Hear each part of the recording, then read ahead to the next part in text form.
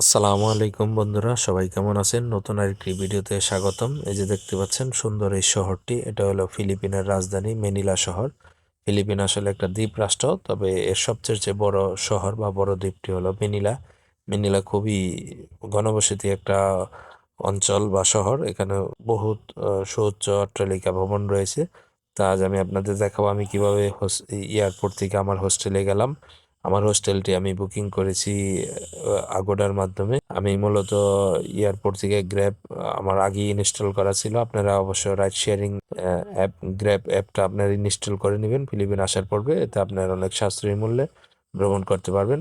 আর এয়ারপোর্টে অনেকে আছে আপনাকে ডাকাডাকি করবে, অনেক ট্যাক্সি ড্রাইভারই, তবে ওনাদের খপ্পরে পড়বেন না, আপনারা একটু সতর্ক থাকবেন। এয়ারপোর্টে ফ্রি ওয়াইফাই আছে, তো এই ফ্রি ওয়াইফাইয়ের মাধ্যমে আপনার গ্র্যাব অ্যাপস দিয়ে আপনারা একটা ট্যাক্সি বা বাইক কল করে নেবেন।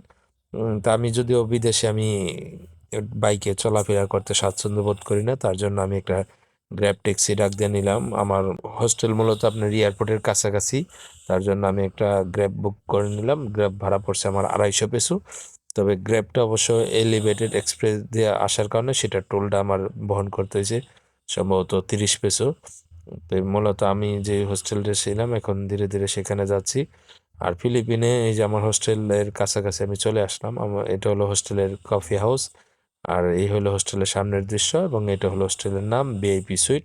সম্পূর্ণ নাম হলো আপনার town house walk VIP sweets. এটা হলো আপনার ইভানগেলিস্তা মাকাতি এরিয়াতে পড়েছে। এটা হলো হোস্টেলের লবি। দেখুন রিসেপশন, খুবই সুন্দর দৃশ্য। এই যে এটা হলো রিসেপশনের মেয়ে। আর এই পাশটা হলো হোস্টেলের আপনার কফি হাউস রেস্টুরেন্ট।